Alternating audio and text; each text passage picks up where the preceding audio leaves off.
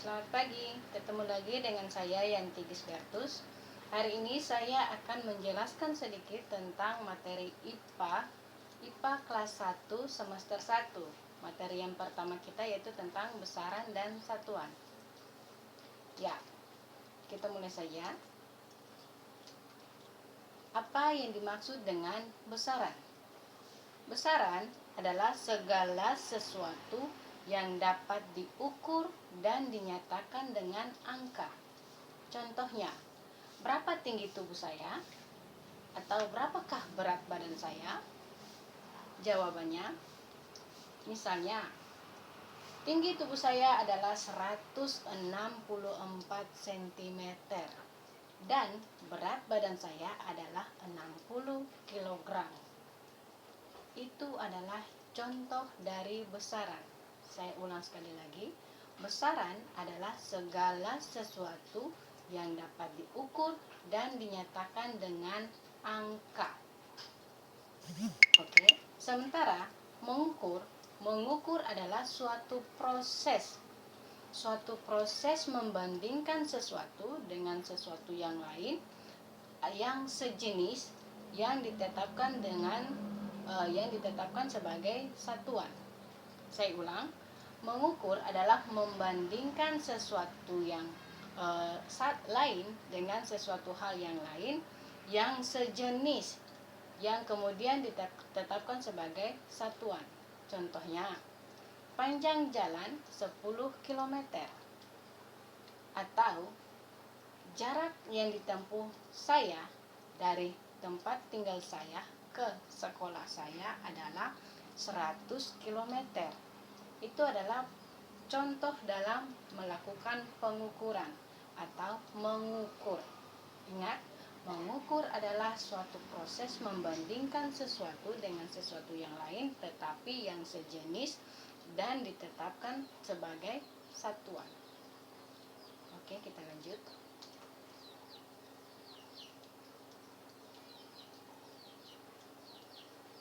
Ya, besaran di sini kita kenal ada besaran pokok.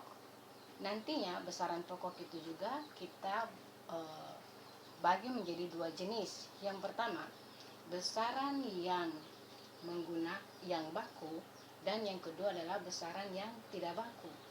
Besaran yang baku adalah besaran yang menggunakan alat ukur. Misalnya, saya mau mengetahui berapa panjang pointer poin yang saya pegang ini.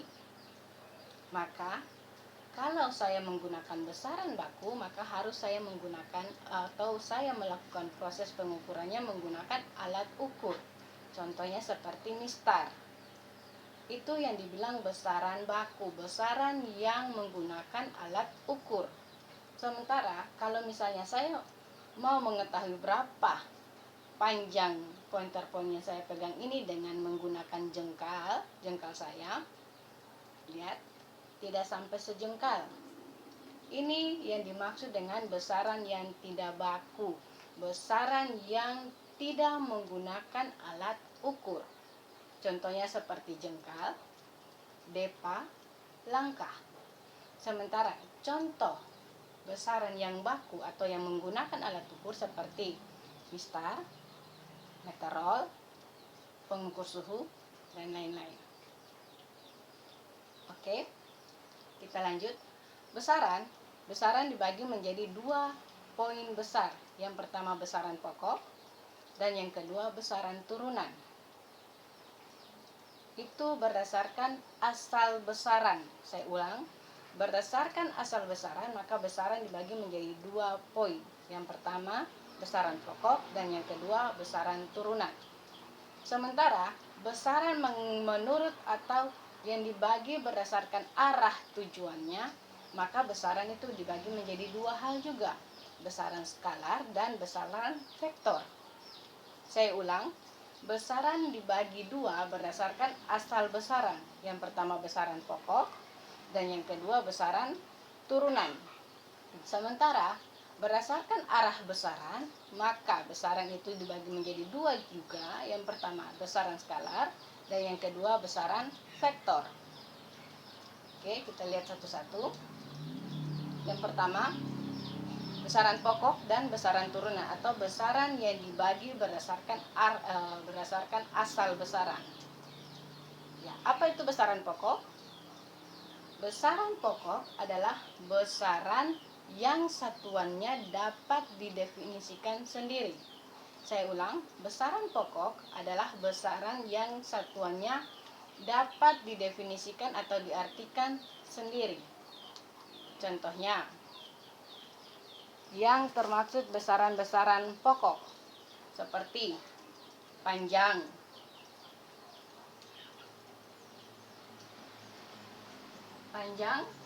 massa, waktu, suhu, kuat arus, intensitas cahaya, dan jumlah zat. Saya ulang sekali lagi.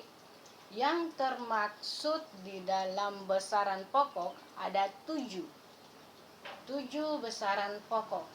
Yang pertama, panjang, satuannya meter. Yang kedua, massa. Yang ketiga, waktu. Yang keempat, suhu.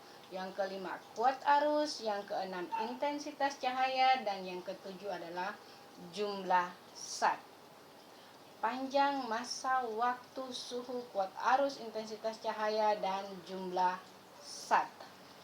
Oke, semoga bisa diingat ya. Sementara yang kedua, besaran turunan.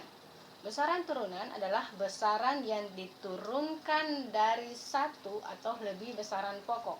Yang tadi besaran pokoknya ada 7, dan kemudian besaran turunan adalah besaran yang diturunkan dari satu atau lebih besaran pokok yang ada 7 tadi.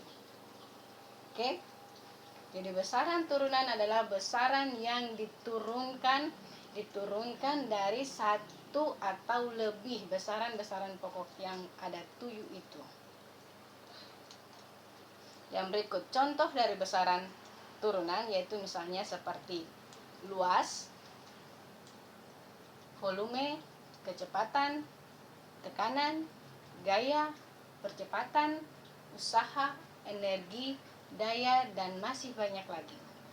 Saya ulang, contoh dari besaran turunan yaitu luas, volume, kecepatan, tekanan, gaya, percepatan, usaha, energi, daya, dan masih banyak lagi contoh-contoh dari besaran turunan. Yang berikut, besaran skalar dan besaran vektor. Besaran skalar dan besaran vektor ini adalah besaran yang dibagi berdasarkan arah dari besaran tersebut. Saya ulang, besaran skalar dan besaran vektor adalah besaran yang dibagi berdasarkan arah kemana besaran tersebut.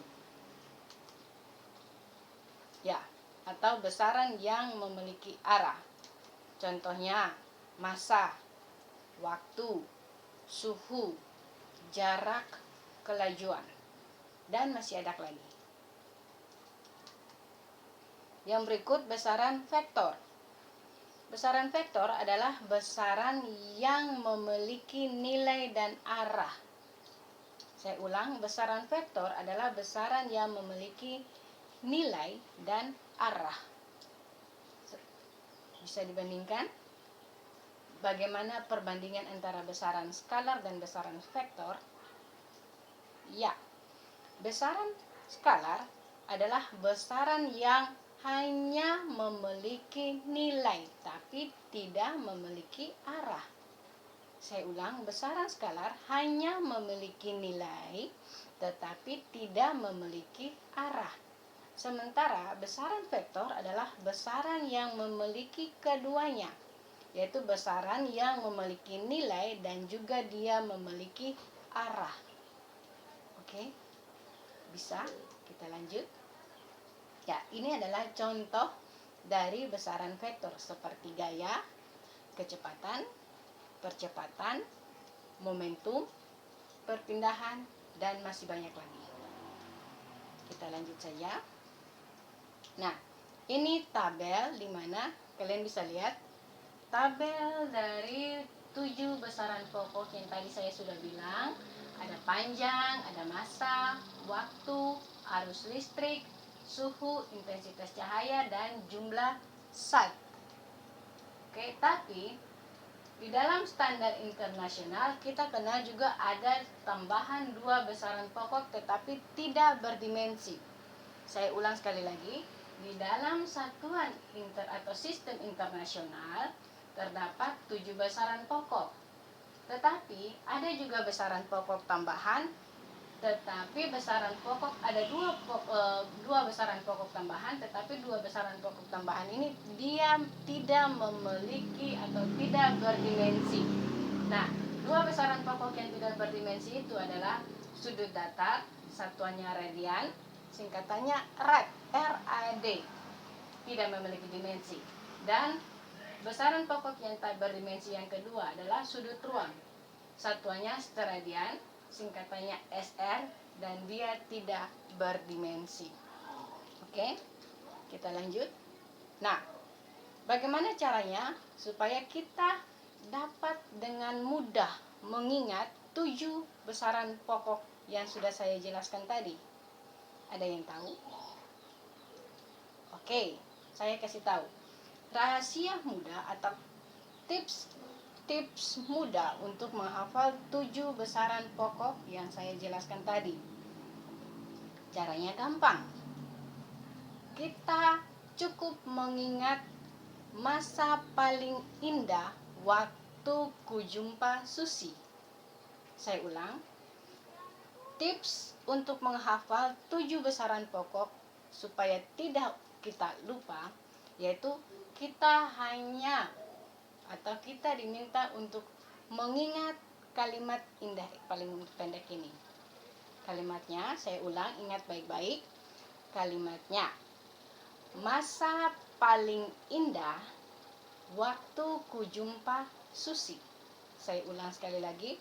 Masa paling indah waktu kujumpa Susi. Artinya, massa adalah besaran massa yang satuannya adalah kilogram. Paling itu kita pakai sebagai panjang, indah kita pakai sebagai intensitas cahaya, waktu adalah besaran waktu memang, ku adalah kuat arus, jumpa adalah jumlah sat, dan Susi adalah dipakai untuk besaran suhu. Mudah diingatkan, saya ulang sekali lagi. 7 besaran pokok, agar kita tidak lupa untuk mengingat 7 besaran pokok, maka kita buat tips untuk mengingatnya. Satu kalimat yang gampang diingat, yaitu masa paling indah saat kujumpa Susi. Masa panjang, intensitas cahaya, waktu, kuat arus, jumlah saat, dan suhu. Oke, bisa diingat? Saya rasa itu hal yang mudah.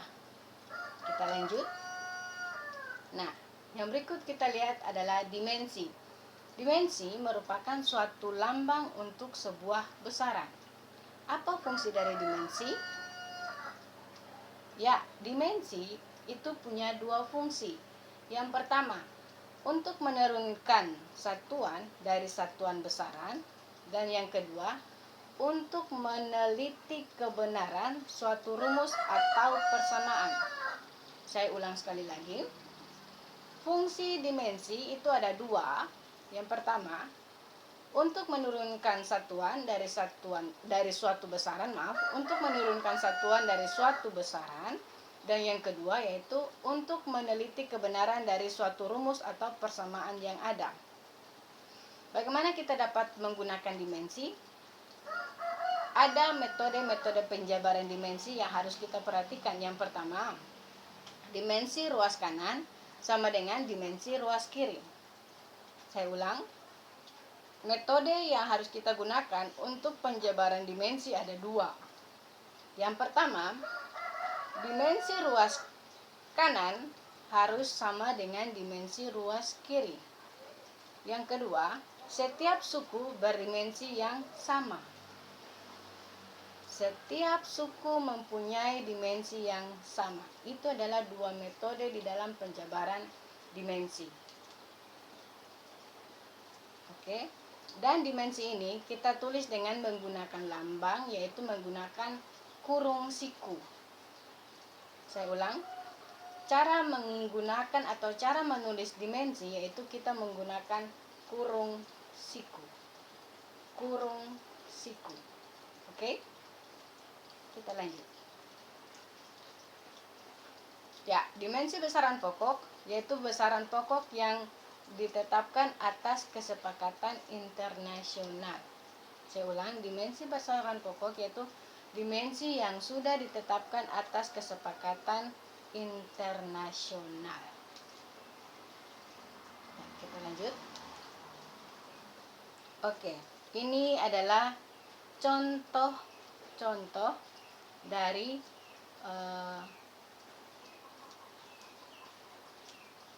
besaran. Di sini ada dua contoh. Yang contoh pertama atau poin A, contoh dari besaran yang tidak menggunakan nama khusus. Contoh dari besaran yang tidak menggunakan nama khusus seperti kecepatan, satuannya meter per detik. Yang kedua misalnya seperti luas, satuannya meter pangkat 2. Ini adalah contoh dari besaran yang tidak mempunyai nama khusus. Oke? Sementara yang kedua adalah contoh dari besaran yang mempunyai nama khusus. Contohnya seperti gaya, satuannya Newton, lambangnya N. Energi, satuannya Joule, lambangnya J besar. Daya, satuannya Watt, lambangnya huruf W besar. Dan frekuensi, satuannya Hertz, lambangnya H besar dan Z kecil. Oke, kita lanjut saja. Dan ini adalah tabel keseluruhan dari besaran pokok, dimensi, dan satuan. Ada beberapa contoh dari besaran pokok. Ada 7, ditambah dengan besaran pokok, 2 besaran pokok yang tidak berdimensi. Sudut datar dan sudut ruang adalah 2 besaran pokok tambahan tetapi tidak memiliki dimensi. Ini satuannya, satuan di dalam sistem internasional. Kenapa harus memakai sistem internasional? Ada yang tahu? Ya, kita wajib menggunakan sistem internasional agar satuan yang kita gunakan di suatu daerah itu dia harus sama dengan satuan yang kita gunakan di daerah yang satunya lagi. Atau besaran dan satuan yang kita pakai di kota A itu akan sama dengan besaran dan satuan yang kita pakai di kota B. Saya punya satu video, mari kita lihat sama-sama.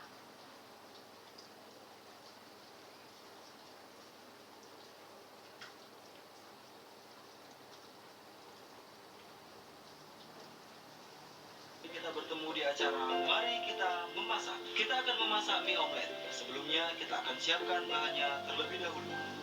Lagi ngapain deh? Lagi masak, Ma. Kan aku mau jadi master chef. Wah, pinter ya anaknya mama. Tak tunggu ya masaknya. Oke, Ma.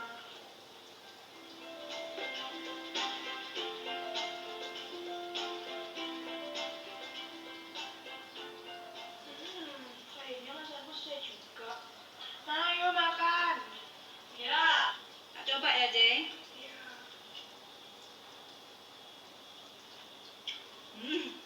Asinnya. Kamu kasih kalian itu berapa ini, Jay? Satu sendok, Ma. Masa 1 sendok, Jay? Kok asin? Tak kasih 1 sendok, Ma, sesuai instruksinya. Sendok mana yang kamu pakai, Jay? Ini, Ma, sendoknya. Ah.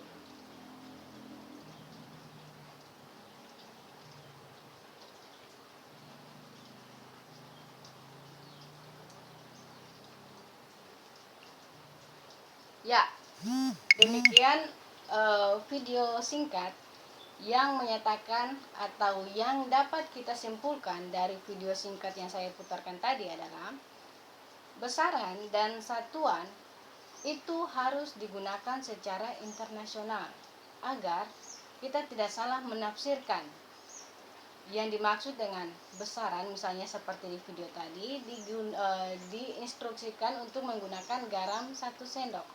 Tapi tidak dibilang 1 sendok apa. Maka pada video tadi gadis tersebut dia menggunakan garam 1 sendok. Memang benar 1 sendok. Tapi satuannya apa? Dan dia menggunakan 1 sendok sendok sayur atau centong sayur. Kan jadi keasinan masakannya. Tapi kalau diinstruksikan menggunakan garam 1 sendok teh, maka di kota A atau di rumah si gadis tadi dia akan memasak masakan tadi menggunakan garam 1 sendok teh.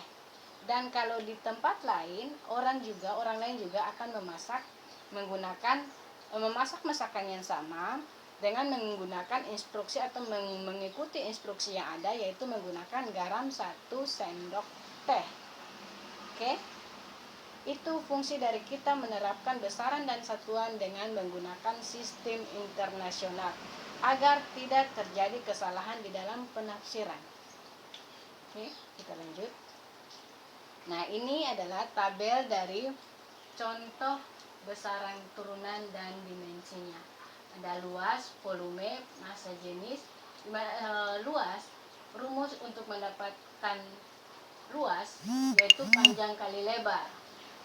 Dimensinya L pangkat 2, tapi jangan lupa kita menggunakan lambang kurung suku. Yang kedua, volume. Kita mendapatkan volume didapat dari panjang kali lebar kali tinggi. Yang ketiga, massa jenis. Massa jenis ini didapat dari massa per volume. Dimensinya kalian bisa lihat saja. Yang berikut yang keempat, kecepatan. Kecepatan didapat dari perpindahan dibagi waktu. Yang kelima, percepatan. Ingat, kecepatan itu dia berbeda dengan percepatan. Percepatan itu didapat dari kecepatan yang ini, dengan rumusnya ini, kecepatan dibagi waktu. Yang berikut, gaya. Gaya didapat dari massa dikali percepatan. Yang ketujuh, usaha dan energi. Usaha dan energi didapat dari gaya dikali dengan perpindahan. Dan yang kedelapan, impuls dan momentum didapat dari gaya dikalikan dengan waktu. Oke. Lanjut. Satuan. Ada yang tahu apa itu satuan?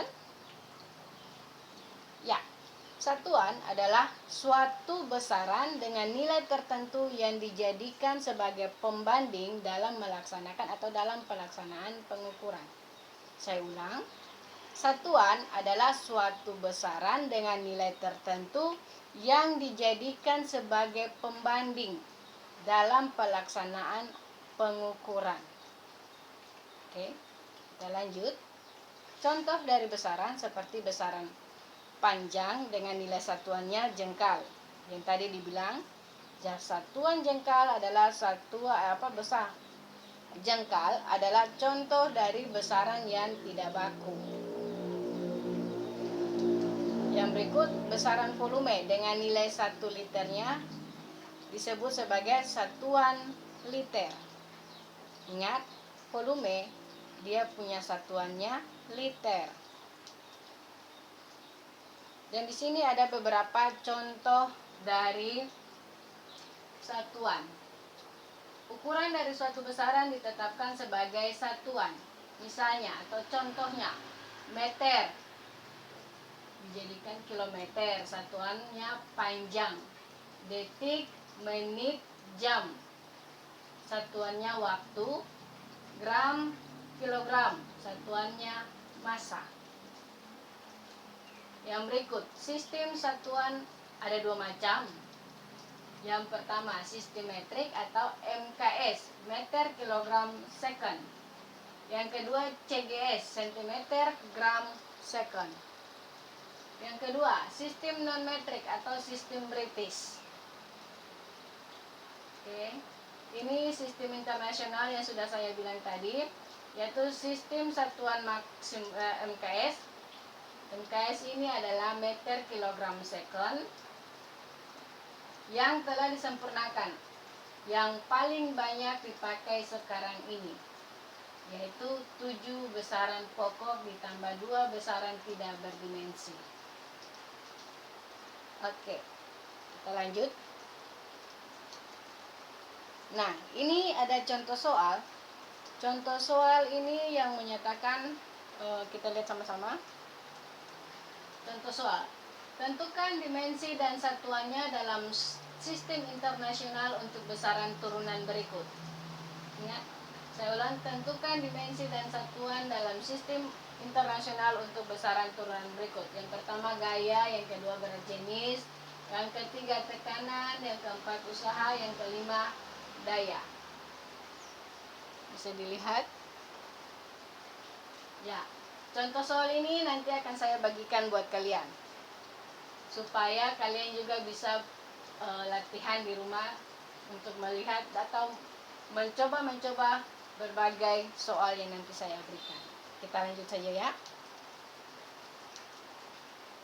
Oke. Yang berikut, pengukuran. Ingat, tadi di awal saya bilang apa itu mengukur? Mengukur adalah proses yang dilakukan untuk mengetahui berapa panjang atau berapa suhu tubuh atau berapa tinggi dari sesuatu hal. Nah, di dalam melakukan pengukuran atau proses mengukur, kita membutuhkan yang namanya alat ukur. Di sini ada beberapa contoh alat ukur. Kita pakai saja dari ketujuh besaran pokok yang sering dipakai berdasarkan sistem internasional yang barusan saya bilang tadi. Ada alat-alat ukur yang sering dipakai berdasarkan 7 besaran pokok tersebut. Lihat di sini ada gambarnya. Alat ukur panjang misalnya. Alat ukur panjang ini di sini kita lihat ada jangka sorong. Jangka sorong. Yang kedua, penggaris atau mistar. Dan yang ketiga, mikrometer sekrup. Mikrometer sekrup ini dipakai untuk mengukur diameter. Yang ini. Lihat yang ada lasernya ini. Mikrometer sekrup ini dipakai untuk mengukur diameter.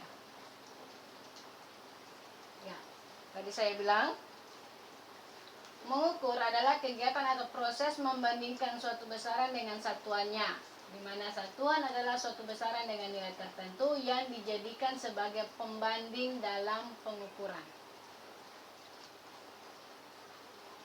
Ini cara membaca cara untuk membaca jangka sorong. Di sini yang pertama ada langkah-langkahnya. Yang pertama, perhatikan cara mengukur jangka sorong. Di sini misalnya di gambar mungkin kalian bisa lihat ada tulisan 25 mm di bagian atas dan di bagian bawah ada 0,4 mm. Jangan lupa jangka sorong punya 2 rahang. Ini rahang geser dan yang di atas adalah rahang tetap. Ini adalah rahang tetap, yang ini adalah rahang geser. Jangka sorong punya 2 skala. Yang di atas adalah skala utama, yang ini yang di bagian atas, yang berada pada rahang tetap. Ini rahang tetap, ini skala utamanya.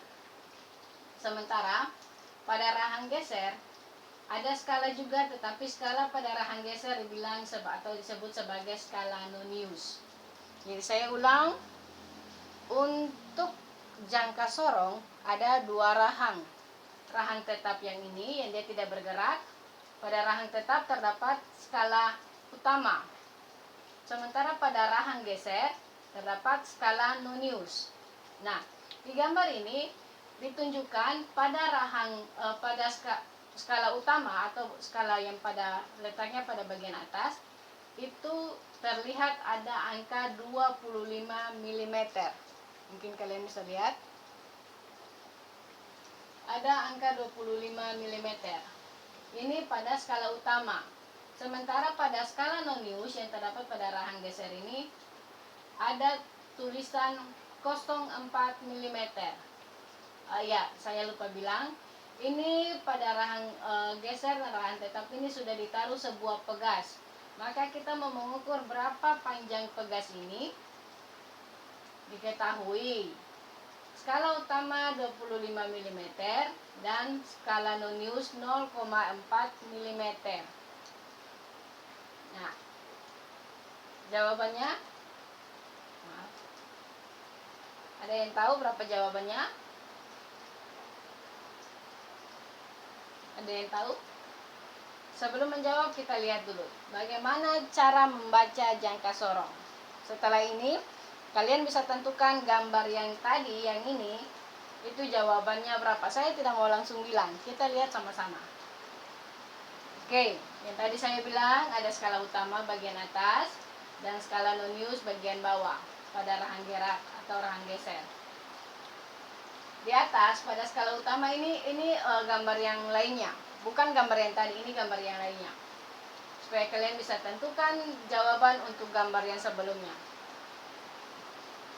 Pada skala utama ada tulisan 3,0 mm. Sementara pada skala non-news ada tulisan 0,7 mm. Nah, untuk mengukur benda yang ada pada rahang geser dan rahang tetap ini, maka kita dapat lihat seperti ini. Yang pertama, lihat skala utama yang di sebelah kiri 0 non-news. Skala utama di sebelah kiri 0 non-news. Otomatis yang ini. Sebelum skala non-news yang di bawah, maka kita baca yang skala yang pada skala utama di sebelah 0 ini, sebelah sebelum rahang geser ini. Atau pada sebelum angka 0 pada skala non-news. Berarti kita lihat yang sebelah kiri. Ada 3,0. Yang berikut, langkah yang kedua. Lihat skala non-news yang berimpit atau yang lurus dengan skala utama. Di sini 0,7. Kita lihat ya. Pada garis yang ini dia berhimpit dengan skala utama. Skala non-newsnya berhimpit dengan skala utama atau berhimpit atau satu garis. Satu garis lurus dengan skala utama. Maka dia adanya pada 0,7 mm. Sehingga hasil pengukuran benda yang ada di sini yang ditaruh di pada antara rahang geser dan rahang tetap, hasil pengukurannya 3,0 mm pada skala utama ditambah 0,7 mm pada skala non-news, maka hasil pengukuran pada benda tersebut adalah 3,7 mm. Saya ulang. Skala utamanya 3,0 mm ditambah dengan skala non-newsnya 0,7 mm, maka hasil pengukuran benda tersebut adalah 3,7 mm. Itu adalah bagaimana cara membaca jangka sorong. Sudah bisa tahu berapa jawaban dari gambar yang ini? 25 mm ditambah dengan pada skala utama ditambah dengan 0,4 mm pada skala non-news, maka jawabannya kalian cari sendiri. Ini sebagai latihan buat kalian sendiri. Oke. Nah, yang ini adalah mikrometer skrup atau yang dipakai ini untuk mengukur diameter benda. Seperti mereka mau mengukur benda balok kecil ini, maka cara menggunakannya juga hampir mirip dengan cara menggunakan mikrometer jangka sorong. Yang pertama, letakkan objek yang diukur antara anvil dengan spindle. Yang ini, di sini kita taruh objek di rahang ini namanya anvil, dan yang ini namanya spindle. Maka kita taruh bahan atau objek yang mau diukurnya di tengah-tengah ini, terus dijepit. Kemudian putar pelan-pelan skala putar. Skala putar yang mana? Yang ini dia. Putar pelan-pelan. Bila sudah menyentuh benda pemutar, alihkan pada pemutar kalibrasi halus. Yang ini kalibrasi halusnya. Yang berikut, bila sudah terdengar bunyi klik, maka hentikan dan kemudian kita bisa membaca hasilnya seperti pada jangka sorong tadi. Oke. Ya, di sini dikatakan selain meter, panjang juga dapat dinyatakan dalam satuan-satuan yang lebih besar atau lebih kecil dari meter. Dengan menggunakan cara menambahkan awalan-awalan seperti tercantum pada tabel yang bawah ini. Yang pertama, 1 km sama dengan 1000 meter. Kalau lihat seperti ini, maka kalian bisa mengingat kembali pelajaran matematika kalian pada jenjang SD, yaitu tentang tangga konversi. Bagaimana atau apa yang terjadi jika tangga konversinya itu dia turun, anak panahnya ke bawah atau anak panahnya ke atas. Itu pelajaran SD kalian tentang tangga konversi. Saya tidak ulang lagi. Saya hanya melanjutkan. 1 km sama dengan 1000 meter. 1 cm sama dengan 1/100 meter atau 0,00 meter. Dan apabila kita balik lagi sebaliknya, maka 1 meter sama dengan 1/1000 km sama dengan 0,001 km.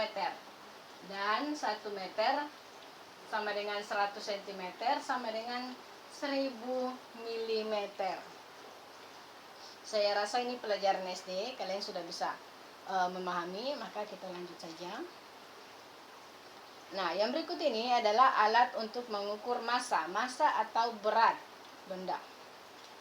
Contoh, seperti neraca 2 lengan, neraca pegas, neraca Ohaus, dan neraca elektrik atau digital. Ini adalah contoh-contoh alat ukur yang dipakai untuk mengukur massa atau berat benda. Ya. Kita lanjut saja. Ini ada bagian dari misalnya seperti anak timbangan yang dipakai sebagai penyeimbang pada neraca sama lengan. Yang berikut alat untuk mengukur waktu. Kalian pasti sudah tahu dong bagaimana caranya membaca jam atau melihat waktu pada jam dinding. Ya, di sini ada contohnya. Dulu, alat yang dipakai untuk mengukur waktu pada zaman dulu adalah jam matahari.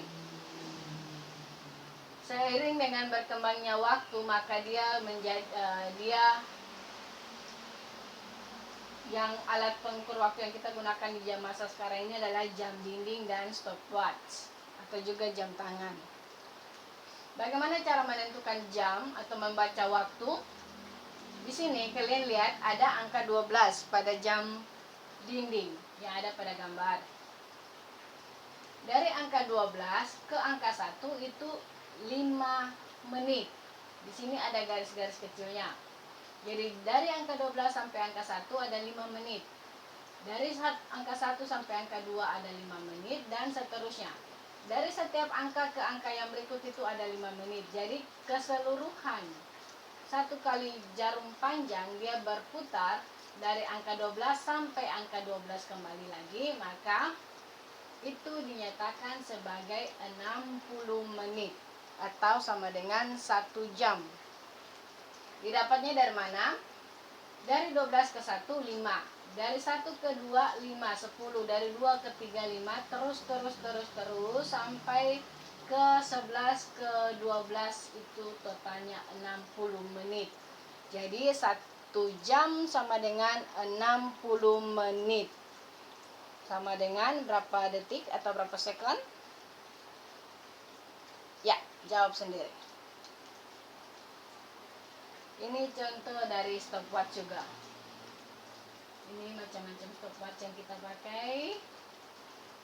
Oke, yang berikut alat untuk mengukur arus listrik. Tadi 7 besaran pokok, salah satunya yaitu adalah kuat arus. di mana satuan untuk mengukur kuat arus adalah ampere. Nah, alat untuk mengukur kuat arus adalah ampermeter. Ini untuk mengukur arus listrik. Yang berikut ada voltmeter. Voltmeter ini dipakai untuk mengukur tegangan listrik. Dan yang berikutnya ada ohmmeter. Ohmmeter ini dipakai untuk mengukur hambatan atau tahanan listrik. Tapi ada juga alat yang dikombinasikan menjadi satu untuk dapat mengukur kuat arus, arus listrik, tegangan listrik, dan hambatan listrik atau tahanan listrik. Namanya avometer. A itu untuk arus, P itu untuk volt, O itu untuk ohmmeter. Jadi ada alat yang terpisah seperti ini, kuat arusnya sendiri, tegangannya sendiri, tahanan atau hambatannya sendiri. Tapi ada juga satu alat yang dirancang menggabungkan ketiga ini menjadi satu alat, itu namanya avometer. Kita lanjut. Nah, ada beberapa kesalahan atau sering terjadi kesalahan di dalam pengkalibrasian. Di sini dikatakan belum ada yang diukur, tapi kok angkanya tidak nol. Ya, lihat angkanya sudah pada timbangan digital ini, angkanya sudah 0,02 gram, padahal timbangannya belum ada apa-apa, masih kosong. Sementara pada alat untuk mengukur arus ini, dibilang alat untuk mengukur arus karena ada A di sini. Di sini belum ada digunakan untuk mengukur apa-apa, tapi angkanya sudah pada angka 0,1. Di sini juga sama, 0,1, neraca pegas. Nah, ini yang dibilang sebagai kesalahan kalibrasi. Bagaimana caranya kita menormalkan atau kesalahan kalibrasi itu kesalahan yang terjadi sebelum melakukan pengukuran. Maka kita harus mengecek ulang lagi alat-alat ukur ini menjadi 0, 0, 0, 0. 0, 0, 0, dan apapun alat ukurnya harus dimulai dari angka 0. Itu yang dibilang kalibrasi. Yang berikut, yang kedua, cara pandang. Cara pandang kita itu menentukan juga hasil yang kita ukur. Misalnya, di sini ada salah satu gambar yang menyatakan bagaimana cara pandang kita dalam melihat berapa panjang pegas ini apabila dikaitkan pada beban yang ada. Nah, cara pandang yang pertama, yang ini salah, karena dia memandangnya dari bagian atas. Cara pandang dari bagian atas untuk membaca skala itu tidak benar. Yang ketiga, cara pandang yang ketiga juga salah. Kenapa? Karena dia memandangnya dari bagian bawah. Jadi cara penghitungan skalanya melenceng ke atas. Salah. Kalau yang tadi memandangnya dari atas, jarak arah pandangannya itu melenceng ke bawah. Skalanya menjadi salah. Nah, cara pandang yang betul untuk membaca skala yaitu sejajar. Sejajar dengan skala yang ada. Biar tidak terjadi kesalahan di dalam pengamatan atau membaca skala. Ini latihan soal. Latihan soal ini nantinya akan saya bagikan ke grup-grup WA yang sudah ada. Nanti kalian bisa lihat di situ. Yang berikut, rangkuman. Apa saja materi yang sudah kita pelajari di hari ini atau di saat ini? Yang pertama, besaran dan satuan. Di mana besaran adalah segala sesuatu yang dapat diukur dan dinyatakan dengan angka. Sementara satuan adalah skala yang dipakai sebagai pembanding antara tiap besaran. Yang berikut, besaran itu dibagi menjadi dua jenis, besaran pokok dan besaran turunan. Di mana besaran pokok itu ada yang namanya besaran baku atau besaran yang menggunakan alat ukur. Dan besaran yang tidak baku, besaran yang tidak menggunakan alat ukur. Besaran yang menggunakan alat ukur atau besaran baku itu contohnya seperti mistar. Alat ukurnya itu seperti mistar, meterol, alat pengecek suhu, timbangan, dan lain-lain. Sementara contoh untuk besaran yang tidak baku yaitu seperti jengkal, hasta, depa. Ya. Yang berikut, berdasarkan asal besaran, maka besaran dibagi dua yang tadi, besaran pokok dan besaran turunan. Besaran pokok dibagi 7 lagi. Jangan lupa, besaran pokok ini dibagi 7. Masa, waktu, panjang, kuat arus, temperatur, intensitas cahaya, jumlah zat. Bagaimana cara gampang untuk kita menghafal 7 besaran pokok yang dimaksud?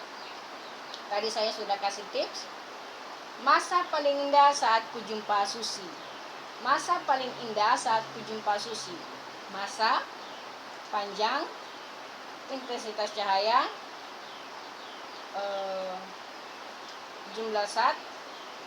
Masa paling indah saat kujumpaku itu kuat arus. Susi adalah suhu. Ya, suhu. Jadi masa paling indah saat kujumpa Susi. Ya, ini dia. Masa paling indah saat kujumpa Susi. Cara mudah untuk menghafal 7 besaran pokok yang dipakai dalam sistem internasional sampai saat ini. Disingkatnya, masa paling indah waktu kujumpa Susi. Masa, panjang, intensitas cahaya, waktu, kuat arus, jumlah zat, dan suhu. Oke. Sekian untuk materi besaran dan satuan yang saya bawakan di saat ini. Semoga materi ini dapat bermanfaat bagi kalian ke depan, siapa saja yang melihat video ini. Terima kasih atas perhatiannya dan sampai ketemu di video-video pembelajaran lainnya. Bye.